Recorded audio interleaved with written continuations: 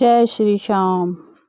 आज मैं आपको एक ऐसी कहानी सुनाने जा रही हूँ जो सिर्फ कहानी नहीं है, यह एक दिव्य सत्य है।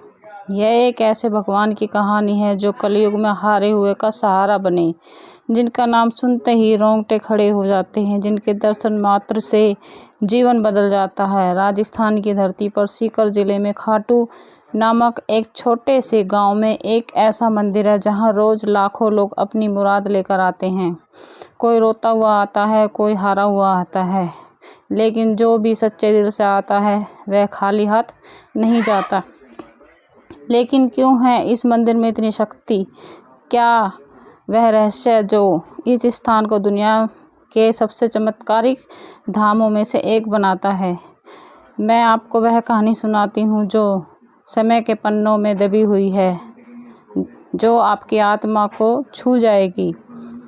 बिना किसी विलंब के आरंभ करते हैं आगे की कहानी।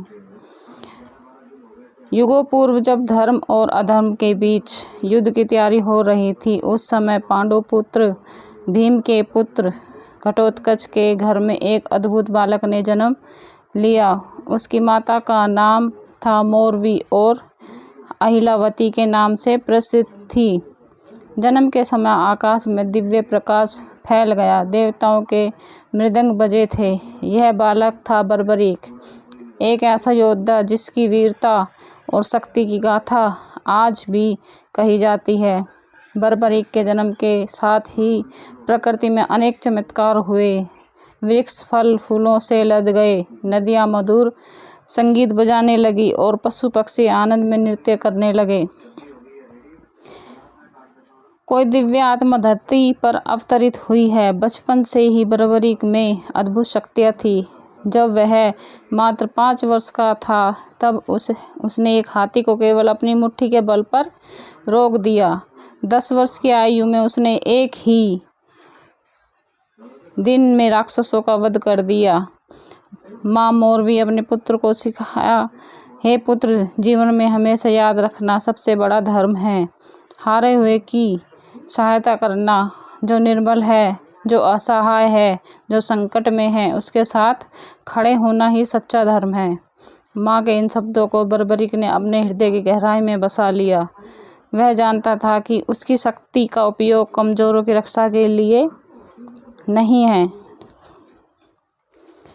जब बर्बरीक 16 वर्ष का हुआ तब उसने घोर तपस्या की। हिमालय की ऊंची चोटियों पर जहाँ सिवाय बर्फ के कुछ नहीं था, वहाँ उसने भगवान की शक्ति की आराधना की। महीनों तक केवल हवा पानी पर ही बिना भोजन के वह तपस्या में लीन रहा। भगवान शिव प्रसन्न हुए और उन्होंने बर्बरीक को 3 अद्भुत बाण दिए। यह बाण साधारण नहीं थे, यह दिव्य और चमत्कारी थे। पहला बाण शत्रु के सभी कमजोर स्थानों को चिन्हित करता था। जहाँ भी वह लगता वहाँ लाल रंग का चिन्ह बन जाता। दूसरा बाण मित्रों और रक्षणीय व्यक्तियों को पहचान कर उन्हें चिन्हित करता था, उन पर नीले रंग का निशान बनता था। तीसरा बाण सबसे शक्तिशाली था। यह लाल निशान वाले सभी स्थानों को एक साथ भेद कर शत्रुओं का संहार करता था और नीले निशान वाले सभी को सुरक्षित करता था। माता मोरवी जो सुबह एक नाग कन्या थी, उन्होंने अपने पुत्र को एक दिव्य धनुष प्रदान किया। यह धनुष इतना शक्तिशाली था कि इसकी टक्कर से ही शत्रु भयभीत हो जाते थे। इस धनुष का नाम था महाकाल दंड। इसकी विशेषता यह थी, यह कभी चूकता नहीं था। जो भी लक्ष्य बर्बरीक मन में सोचता, यह तुरंत उस तक पहुंच जाता। चाहे शत्रु कहीं भी छुपा हो, चाहे कहीं भी माया का सहारा ले, यह बाण उसे ढूंढकर मार गिराता। महाभारत के युद्ध की घोषणा हुई तब बर्बरीक के हृदय में भी युद्ध में भाग लेने की इच्छा जागी। उसने सोचा, यह तो धर्म और अधर्म का युद्ध है, मुझे इसमें अवश्य भाग लेना चाहिए। लेकिन प्रश्न था किस पक्ष में? बर्बरीक के मन में कोई शंका नहीं थी। उसकी माँ ने जो संस्कार दिए उसके अनुसार उसे हमेशा हारने वालों का साथ देना था। वह अपने नीले घोड़े पर सवार होकर कुरुक्षेत्र की ओर चल पड़ा। रास्ते में जो भी उसे मिला वह पूछता, कुरुक्षेत्र में कौन जीत रहा है? सभी का एक ही उत्तर था, पांडव निर्बल हैं, कौरव शक्तिशाली हैं। यह सुनकर बर्बरीक का निर्णय और भी पक्का हो गया कि वह पांडवों का साथ देंगे। कुरुक्षेत्र के पास पहुंचकर बर्बरीक ने एक वट वृक्ष के नीचे विश्राम किया। वहां उसे एक युवा ब्राह्मण मिले जो अत्यंत सुंदर और तेजस्वी थे। उसकी आंखों में अद्भुत गहराई थी, मुस्कान में दिव्य चमक। यह ब्राह्मण कोई और नहीं, स्वयं भगवान श्री कृष्ण थे, जो बर्बरीक की परीक्षा लेने आए थे। ब्राह्मण ने मधुर स्वर में कहा, वत्स, तुम कहाँ जा रहे हो? यह 3 बाण लेकर क्या करोगे? क्या तुम्हें लगता है कि मात्र 3 बाणों से तुम युद्ध जीत सकते हो? बर्बरीक ने विनम्रता से उत्तर दिया, हे ब्राह्मण देव, यह कोई साधारण बाण नहीं है। यह एक बाण से मैं अपने शत्रुओं को चिन्हित करता हूँ, दूसरे बाण से मित्रों को और तीसरे से सभी शत्रुओं का संहार करता हूँ। यदि आवश्यकता हो तो एक ही बाण में मैं सारी पृथ्वी को छलनी कर सकता हूँ। ब्राह्मण मुस्कुराए और बोले, यह संभव है वत्स, दिखाओ तो मुझे अपनी शक्ति। उन्होंने पास के एक विशाल पीपल की ओर इशारा किया और कहा, इस वृक्ष के सभी पत्तों को छेद दो, लेकिन ध्यान रहे एक भी पत्ता नष्ट नहीं होना चाहिए, केवल छेद होना चाहिए। बर्बरीक ने अपने पहले बाण को धनुष पर चढ़ाया। मन ही मन उसने संकल्प लिया, हे महादेव, इस वृक्ष के हर पत्ते के मध्य में छेद हो जाए। बाण छूटा और चमत्कार हो गया। वृक्ष के हजारों पत्तों में प्रत्येक के मध्य में एक सुंदर गोल छेद हो गया। पूरा वृक्ष मानव कलाकृति बन गया।